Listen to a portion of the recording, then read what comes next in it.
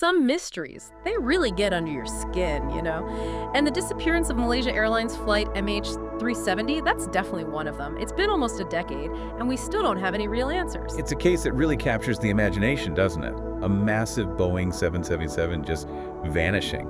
In this day and age, it seems impossible. Right, and that's what makes this deep dive so interesting, I think.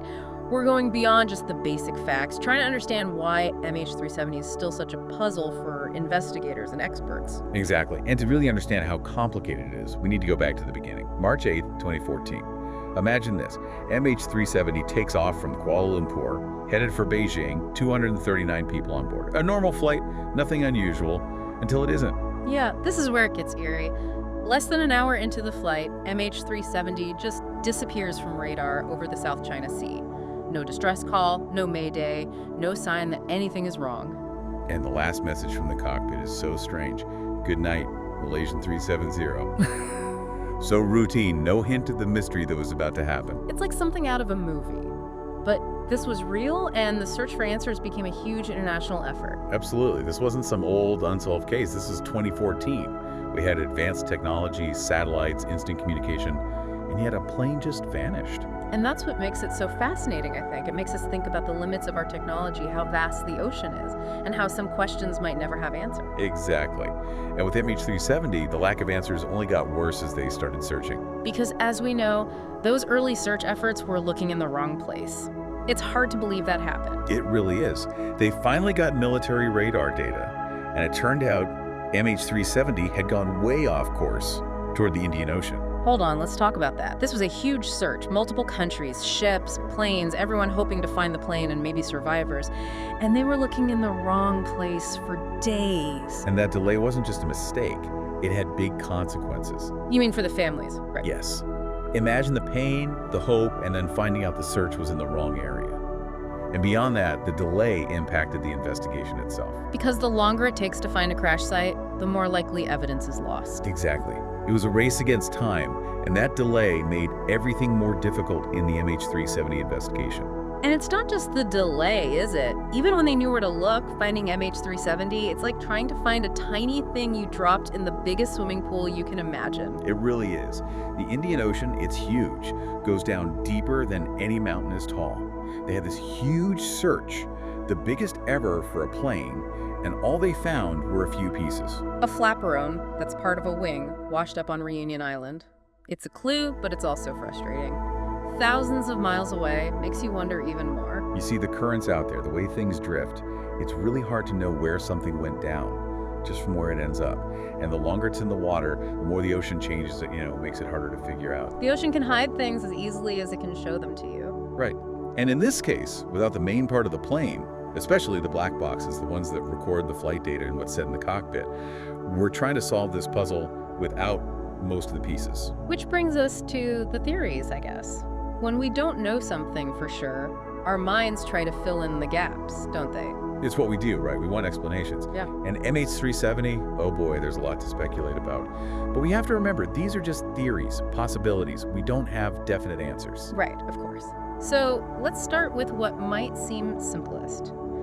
Something went really wrong with the plane. A mechanical failure. The ghost plane idea. Okay, so this theory, it's basically that something sudden happened. Maybe a fire, or the cabin lost pressure, or a system just broke down completely. The crew couldn't do anything. The plane flew on autopilot until it ran out of fuel and crashed. It's awful, but it does seem like the most logical explanation at first. Maybe, but think about the plane itself. The Boeing 777, it's built to be really safe. Lots of systems have backups. So even if one thing goes wrong, there's another system to take over. Exactly. It's not impossible that everything broke at once, but it's super unlikely. So if it wasn't a mechanical failure, that makes you think someone did something on purpose. Yeah, and this is where MH370 gets really mysterious. Did someone make the plane go off course? And if they did, who was it? This is where it gets really interesting, but also where we have to be careful about jumping to conclusions.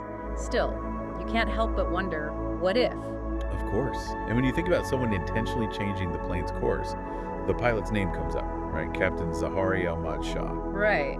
And there was something about his flight simulator at home, wasn't there? Yeah, the investigators found all these flight paths he'd simulated, and some of them looked a lot like the path MH370 actually took when it veered off course. That sounds suspicious. It does, doesn't it? But hold on, those were just a few simulations out of thousands of hours of flying he'd done on that thing. So he could have just been practicing different routes, and this one happened to be similar to what happened with MH370. It might be a coincidence, right? Yeah. We just don't know for sure what those simulations mean without more information. Okay. But let's say someone did hijack the plane. It's possible, definitely. They did change course on purpose, we know that. But there's some things that don't fit with the usual hijacking pattern. Like no one ever said they did it. Exactly. Usually, if it's a terrorist group, they want everyone to know. But in this case, silence. And another weird thing, no messages from the plane after that last goodnight. It's like whoever or whatever was in control wanted the plane to vanish completely. Which brings up something a lot of people believe, even if it sounds like a conspiracy theory, that maybe, just maybe, a government was involved somehow. You mean like a cover-up or something? When we can't explain something, people start to imagine secret plots, right? It makes sense in a way. No crash site, hardly any wreckage, so many unanswered questions. It's easy to think someone's hiding something. So where does that leave us? After years of looking, analyzing, searching everywhere, we still don't know what happened to MH370. And that's what makes it so hard, isn't it? 239 lives were on that plane. 239 stories unfinished. For their families, not knowing must be incredibly difficult. I can't imagine the pain of it. MH370 shows us how fragile life is, how even with all our technology, there are still mysteries we can't solve. So what have we learned? Maybe it's a lesson in humility.